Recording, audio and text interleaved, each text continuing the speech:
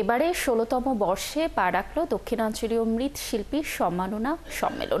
এই আয়োজন উপলক্ষে বরিশাল নগরীর রজনীগন্ধা কমিউনিটি সেন্টারে বসেছে মৃৎশিল্পের মেলা, যেখানে দেশের বিভিন্ন এলাকা থেকে এসেছেন মৃৎশিল্পীরা। মাটির তৈরি উপকরণ দিয়ে তারা বসিয়েছেন অনবদ্য সাংস্কৃতিক পসরা। বিধান সরকারের প্রতিবেদন।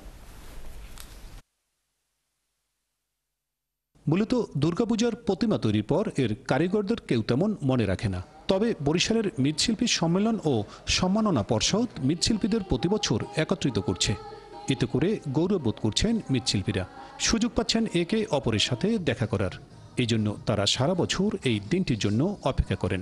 তো আমাদের এই অনুষ্ঠানের পর আমাদের সবসময় মনটা প্রফুল্ল থাকে। আমরা তো এই মৃৎশিল্পীর কাজ করি, আমাদের সম্মাননা পুরস্কার দেবো এর জন্য আসছি। যতদিন অনুষ্ঠান হইবে আমাকে ডাক না দিলে আমরা আসবো, কারণ এই দিন তো অনুষ্ঠান, এটা তো আমরা জানি। সবাই মিলে একটা একত্রিত হয়েছি, অনেক পরিচিত অপরিচিত লোকের সাথে দেখা মিলেমিশে হয়। সম্মেলন উপলক্ষে মাটি তৈরি উপকরণের মেলা বসেছে, যেখানে টাঙ্গাইলের ঐতিহ্যবাহী টেপা পুতুল, রাজশাহীর শখের হাড়ি থেকে পিরোজপুরের মনসার ঘট স্থান পেয়েছে। শিল্পীরা তুলে ধরেন এসবের ঐতিহ্য কথা।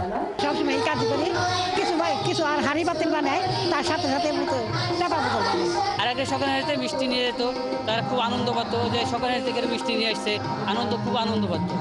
এখন তো সেটা হারিয়ে যাচ্ছে। মনসা মায়ের তৈরি করি ওই ঘট, আর বিভিন্ন আবার ঠাকুর তৈরি করি। মেলায় পছন্দের খেলনা কিনতে পেয়ে খুশি শিশুরা, আর অভিভাবকরা বলেন এসব ঐতিহ্য বহন করা উপকরণ এখন বিলুপ্তির পথে। এর সাথে সন্তানদের পরিচয় করাতেই মেলায় আসা। আমার রান্নাবাটির একটু সেট কিনলাম মাটি, আর আমার জন্য একটা হাঁস কিনলাম। বাচ্চাদেরকে নিয়ে আসি যে মৃৎশিল্পটা কি, কিভাবে যে তারা এখানে চিত্রকর্ম করছে, ওরা দেখে ওরা উৎসাহিত হয়। আর আয়োজকরা বলেন আর্থিক দুর্নীতির কারণে এবারে অনুষ্ঠানের পরিধি কমাতে হয়েছে। যেভাবেই হোক আমাদেরকে এটা বাঁচিয়ে রাখতে হবে, টিকে রাখতে হবে। তো আমি আশা করব যে সবাই এগিয়ে আসবে। ব্যাপকভাবে করার যে ব্যবস্থা সেটা এবছর একটু কম রয়েছে, কিন্তু ব্যাপক উৎসাহ রয়েছে মৃৎশিল্পীদের।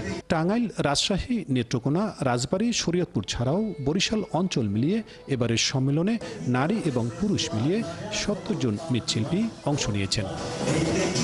বিধান সরকার, ৭১, বরিশাল।